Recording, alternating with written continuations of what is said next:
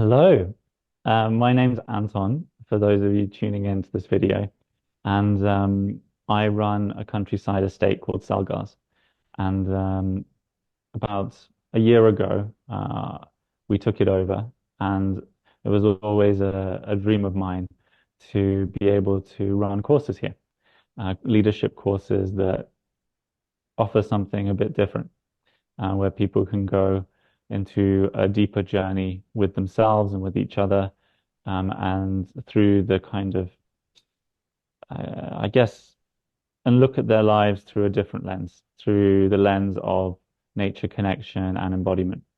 And as I was walking my dog Zuko, sometime in the spring, a word came to me, and this word was SOMOS, and it was short for the idea of a somatic operating system, SOMOS, and a deeper intelligence that hopefully we can learn to access, a kind of a supernature within us that we become more and more disconnected from throughout our lives.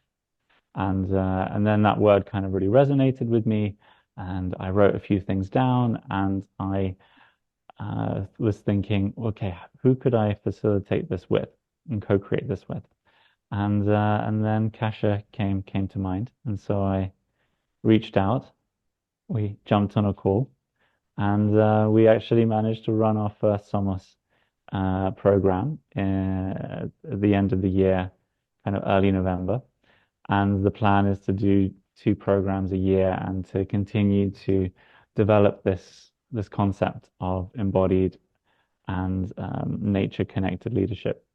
So I'll hand over to Kasha to introduce herself a little bit, but also to begin this reflection on actually what is embodiment and why nature connection matters, and how this can actually impact organizations and people as they um, grow and develop in themselves. Thanks, Anton, and lovely to be here. So my name is Kasia, and I am a dance facilitator and a mindfulness practitioner. And I've been working with groups for many, many years. And currently I'm training to be a counselor and work one-on-one with people. And yeah, when Anton was just talking about SOMOS, I remember receiving the message from you and reading your idea, and remembered how I was really happy to hear somos, because it also made me think of a Spanish word, somos, meaning we are. And it really resonated about this whole idea how uh, it is so important to bring also an aspect of community into our learning, on top of the embodiment and nature. And by we are, I think it really encompasses so much of we are our bodies, we are the nature, and we are in this world. So the question is how we are in this world, I guess. And yeah, for me, embodiment is really the sense of becoming more aware and more sensitive to what is happening within us and around us. It's sort of we can sense the world through our bodies. This is how we feel. This is how we experience the world. It is through our bodies. Our bodies are our tools. And to be fair, in our society right now, we are very disconnected. We sort of treat our bodies as a separate part. It's like a vehicle that maybe our heads are, stuck upon. And as in our culture at the moment, there is a lot about the rational mind and how we really are operating in the world through the mind, through our thinking, which is really important. But also we do forget about our bodies, and we do forget about how to listen to them more. So one of the things that I'm very passionate about is the idea of body listening, which we do include in SOMOS. And the idea is to really start becoming more sensitive and more aware to our body sensations, to start growing this deeper knowing that our bodies carry.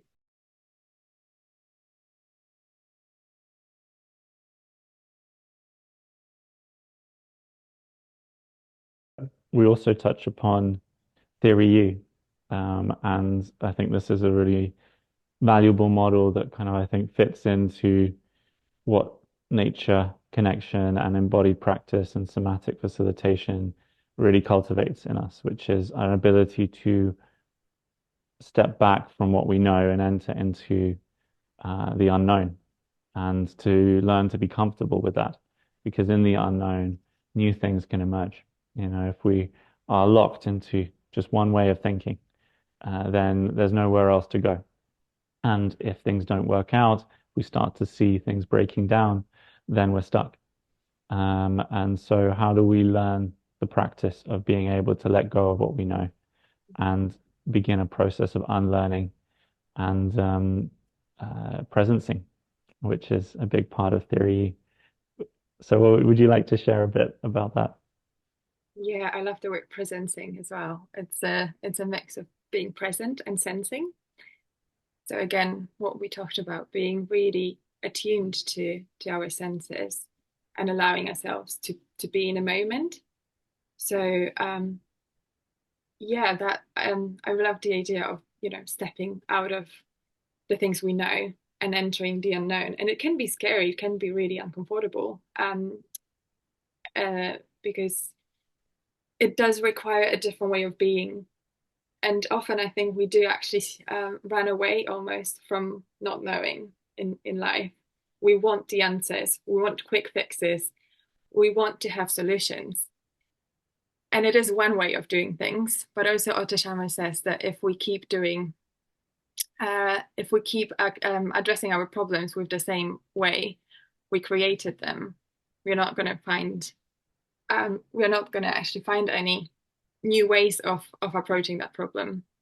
So as much as I think it can be quite a new approach and a different approach, because we are very much used to being in our heads and using the rational thinking and imposing sort of our answers to solutions from a place of knowing.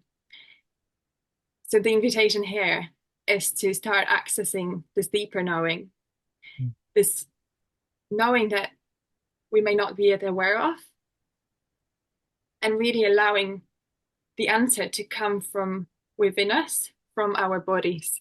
So it's not a top-down approach, it's inside-out approach.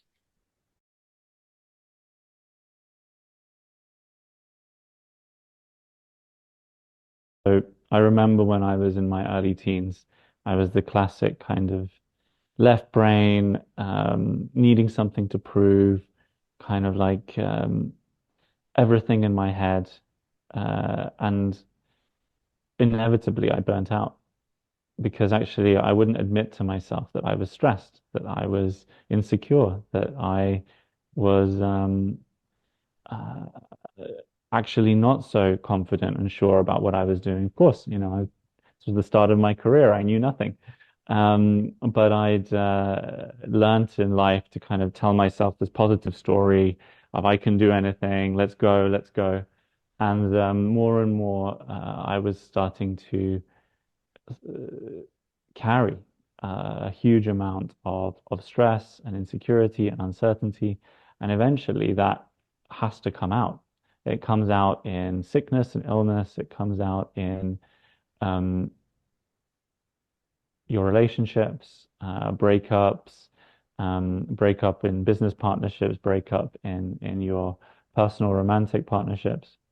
And this cycle of going into burnout and then collapse and everything it breaks apart is incredibly wasteful, right? And destructive and slows you down in life. And I wasn't aware of what was going on, but I realized just how much wasn't working in my internal world when I went to my first five rhythms. I was exploding in all aspects of my life. And then someone said, just go to this thing right after work. And I said, oh, it's weird. It's random people dancing, moving, what's going on? But I kind of w walked in there, and then eventually I just started really releasing a huge amount of intense energy, and moving in different ways. And then I felt better. I felt lighter.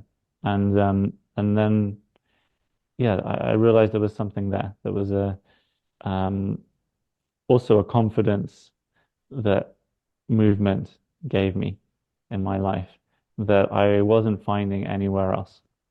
And actually, it's what I kind of realized is when I kind of started to reflect and do more psychoanalysis and really understand how my past has influenced my decisions and has created potential traumas and negative patterns that I needed to change. Um, a huge amount of actually anxiety and shame was connected to my body and connected to social situations and to this idea of dancing and celebrating and partying. And overcoming that gave me a huge amount of confidence, and a huge amount of actually trust in myself, rather than me inventing a story in my head and then going out there and telling the sales pitch to everyone. Actually, I was much more comfortable to let go of that sales pitch, let go of that story, because actually just like I was on the dance floor, I just trusted myself to move. Equally, I just trusted myself to say whatever words felt right. And it definitely changed the way that I made decisions. It changed the way that I related to others, and it helped me to build much healthier relationships in work and in life.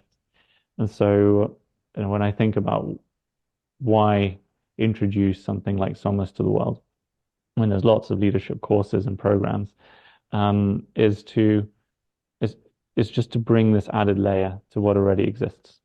That where you reflect on your life, your key relationships, you understand your values, you understand your direction and purpose in life, but you do that not just by sitting in a meeting room behind a desk with a notepad, writing down and thinking and analyzing your life, but you do it through a different, more experiential learning method, where you're outside, where you're flowing between thinking and moving and breathing and sensing and intuiting. And by enabling all these pieces to kind of interact with each other, you're actually activating a supernature, a kind of deeper intuition, that is really, really important when we're going through processes of transformation and change.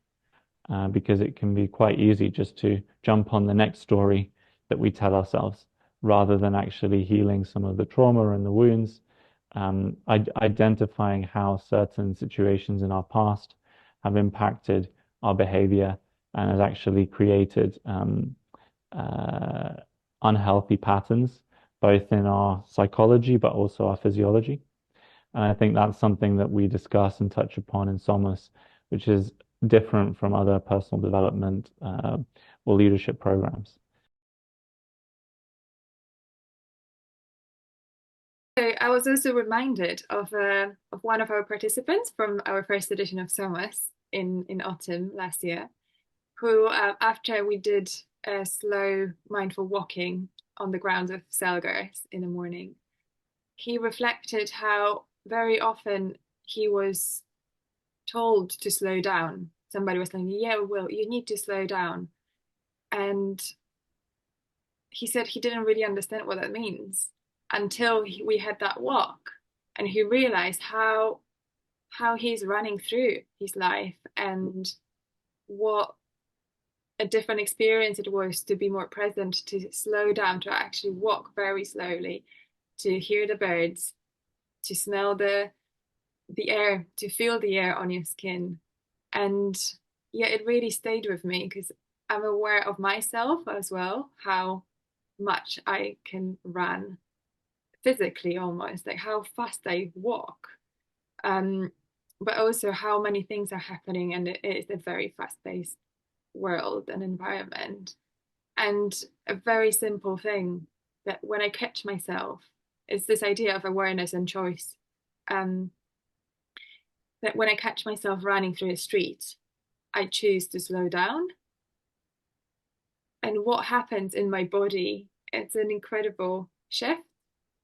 I start seeing things around me. When I, the moment I take the first slower step, all of a sudden, everything has been a blur. And when I start walking slower, I can notice things, I hear things better, and my thoughts are way more clear. So yeah, I'm really that's one other thing we are hoping to bring in SOMOS. Yeah.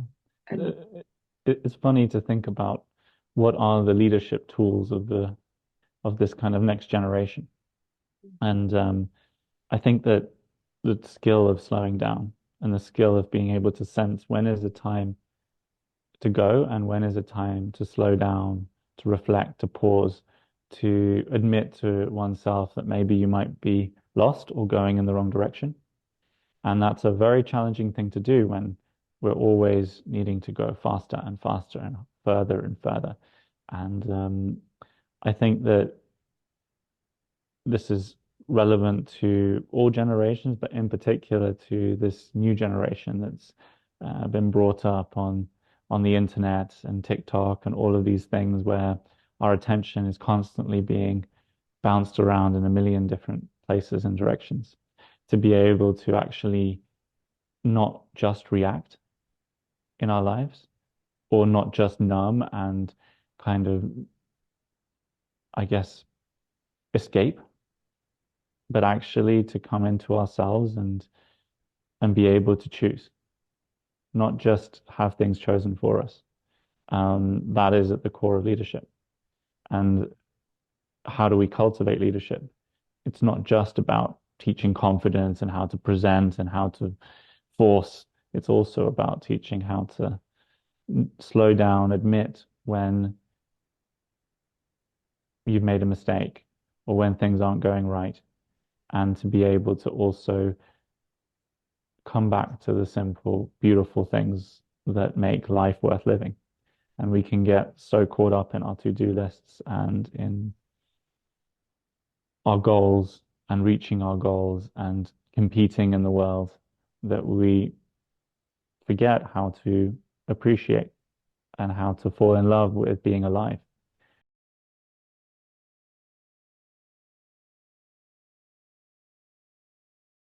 What we're trying to do here is kind of help people think in a deeper way about what it means to really enable well-being and enable better empathic communication and genuine collaboration where people are working together in flow, not pretending to work together, but actually being in competition, which so often happens.